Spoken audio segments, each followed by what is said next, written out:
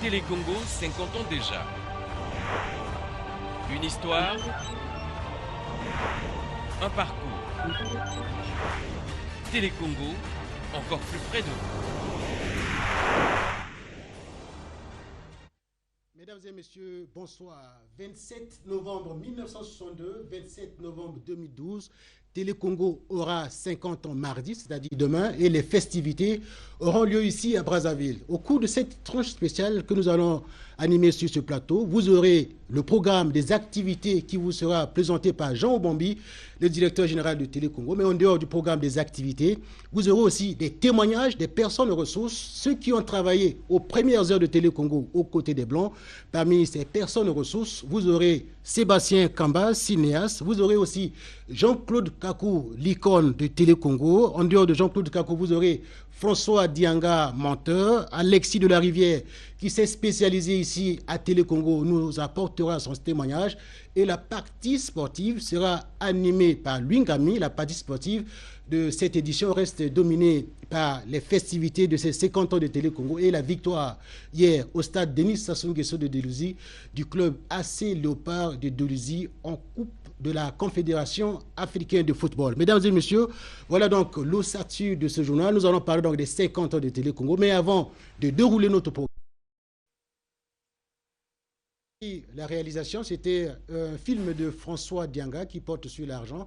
Puisque nous sommes sur le cinquantenaire de Télé Congo, je reçois notre confrère. Il s'agit de Alexis de la Rivière. Alexis, merci d'être sur ce plateau. Merci, monsieur Antoine. Télé Congo a 50 ans. Vous n'avez pas 50 ans non plus. Vous n'avez pas commencé donc, avec les premiers pas de Télé Congo, mais vous êtes de la jeune génération. Est-ce que vous pouvez nous parler de votre expérience? Parce que vous êtes spécialisé sur des questions nautiques.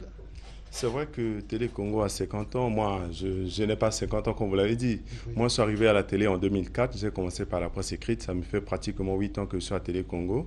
Bon, l'expérience que j'ai acquiert, moi, en arrivant à la télé, au départ, je faisais un peu de tout. À un certain moment, je me suis dit, mais il fallait plutôt me spécialiser. Si bien que j'ai choisi comme spécialité l'eau, toutes les questions liées à l'eau. Donc, je me fais donc déjà spécialiste de port et transport fluviaux. Oui.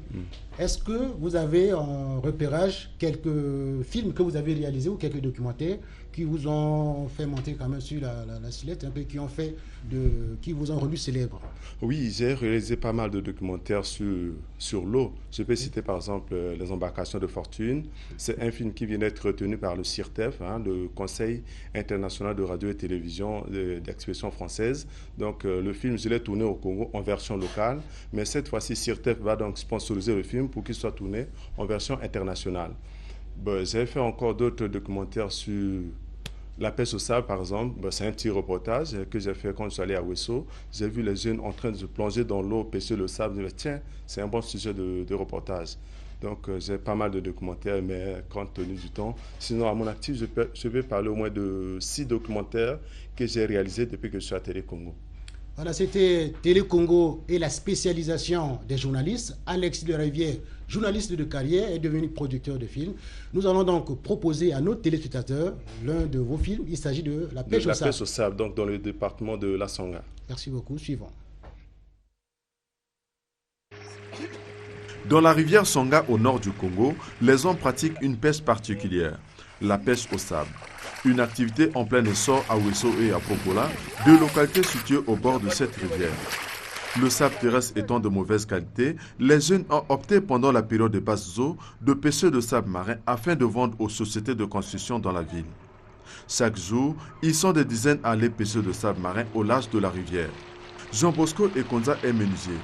Il change de carrière pendant la saison sèche pour devenir pêcheur de sable. Une activité qu'il exerce alternativement avec la menuiserie depuis 2007. Aujourd'hui, il a acquis une pirogue et un moteur hors bord de 15 chevaux pour pêcher le sable. Dans la ville de Ouesso, les gens ont pris l'habitude de construire beaucoup plus avec le sable de la cité, le sable de caniveau. Bon, nous j'ai mobilisé certains jeunes, surtout mes cadets, les petits frères du quartier, qui sont intéressés. On s'est dit, bon, allons un peu essayer avec le sable du fleuve. Et nous voilà sur le fleuve, de sortir le sable avec le cadet. Chemin faisant, Jean Bosco a réussi à mobiliser d'autres jeunes en dehors de sa famille pour pêcher le sable. Novembre 1962, novembre 2012. Télécongo, 50 ans déjà. Une histoire, un parcours. Télécongo, encore plus près de vous.